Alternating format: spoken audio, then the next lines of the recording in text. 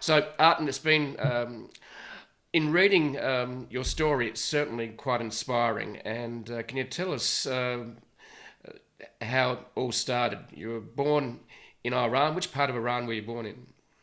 Yeah, I was born in Tehran, the capital city. Yep. I am a Christian Armenian, as everyone knows. Iran is a Muslim country, so Armenians kind of got distributed in that Middle East area because of the Armenian genocide. That's kind of where my ancestral folks went, and then my parents were born there. My grandparents were born there, and once the regime change in Iran in 1979, yeah, things changed a lot for Christian minorities there. My parents didn't feel that it was the right place to raise kids. At the same time, the Iran-Iraq war started. So through all the 80s, uh, we were watching bombs drop around the city. Wow.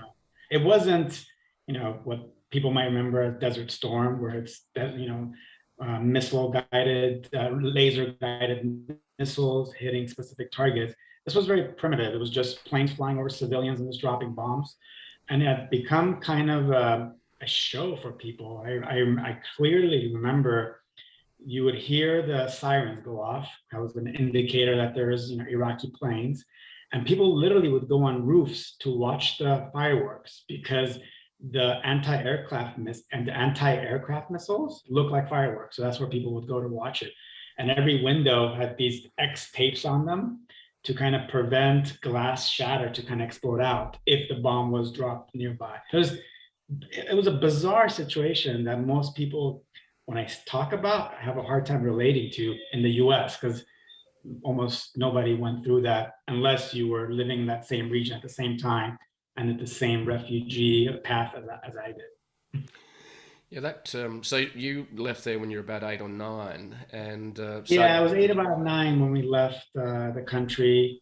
Um, so another story that I recently heard from my dad was our plane actually got hit uh, by some missile. I don't exactly know what.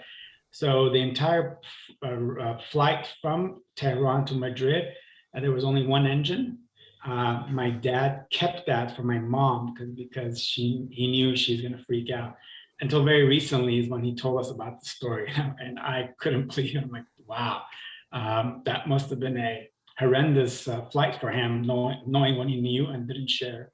wow. So so you got hit, the plane got hit and took one engine out, and the pilot decided to keep going.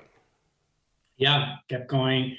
I believe I could be wrong, but I believe it was a jumbo jet, 4 engines, so it was Right. able to fly with the 3 engines though. Okay.